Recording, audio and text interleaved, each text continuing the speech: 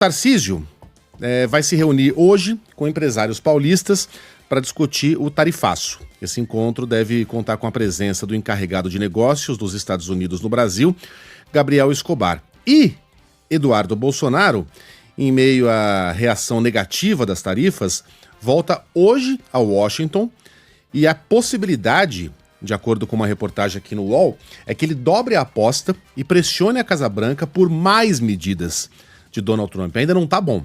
Ele quer mais. A possibilidade de ele pedir um alívio no tarifaço, segundo o próprio Eduardo, tá fora de cogitação. E aí a gente chega aqui numa entrevista concedida ao Eduardo Bolsonaro e a Júlia Scheib na Folha de São Paulo. A entrevista é impressionante. Impressionante. Eu gostaria de lê-la inteirinha aqui, para que nosso ouvinte tivesse uma noção do buraco em que a gente se meteu, mas eu vou escolher algumas partes. Pergunta aqui a repórter. Governo e judiciário são firmes em dizer que não haverá recuo. E aí responde o Eduardo. Então, antes de melhorar, vai ter que piorar. Eu nunca vi o Trump voltar atrás. Só ele, né? O Trump já teve sucesso nas negociações com o Justin Trudeau no Canadá, com o México, no Irã, então nem se fala. Então eu não creio que o Brasil será o primeiro país a ter sucesso contra Trump. E se até 2026, pergunta a Júlia, continuar o mesmo cenário? Aí é Venezuela, responde o Eduardo Bolsonaro. Eu vou começar a receber os brasileiros aqui nos Estados Unidos e ajudar eles com o processo de visto. Então o Eduardo está satisfeitíssimo com a possibilidade, que não vai se concretizar, de o Brasil virar Venezuela e de ele começar a ajudar as pessoas que têm condições de fugir a se pirulitarem do Brasil lá nos Estados Unidos. Ele está achando isso ótimo. Se for o que tiver que acontecer, é isso que vai acontecer. Se para isso for necessário o Brasil virar uma Venezuela, para que o meu pai não tenha que responder pelos crimes que cometeu, para que as empresas de comunicação nas redes sociais possam agir sem seguir a lei do Brasil, se para isso o Brasil tiver que virar uma Venezuela, que o Brasil vire uma Venezuela. É isso que está dizendo aqui o Eduardo Bolsonaro. E aí a Júlia Scheib dá uma chance a ele para se redimir e pergunta, em algum momento, o senhor acha que foi uma decisão equivocada? Não acho.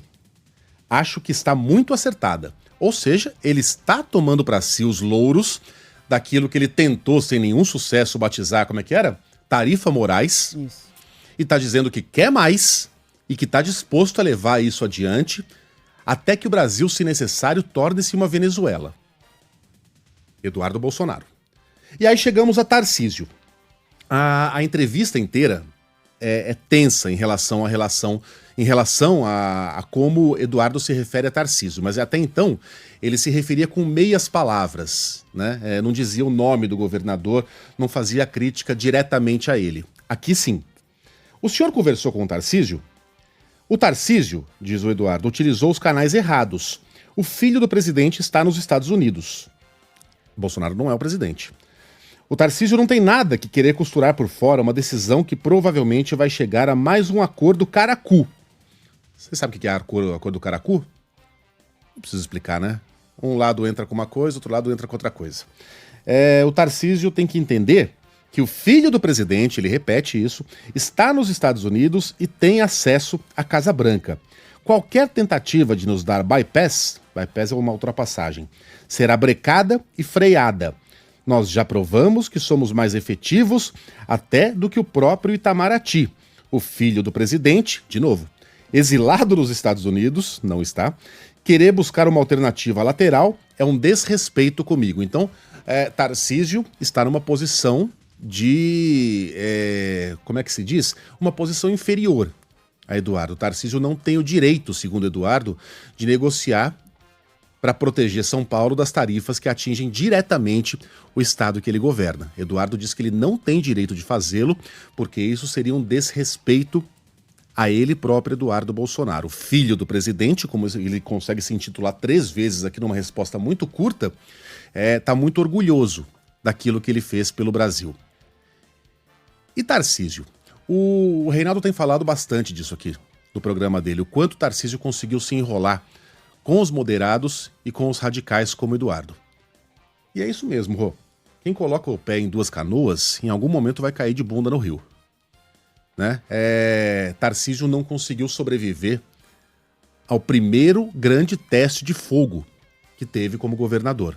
No momento em que ele foi necessário para se posicionar contra uma arbitrariedade, contra uma ilegalidade que está sendo cometida contra o país e principalmente contra o estado que ele governa, ele teve duas alternativas.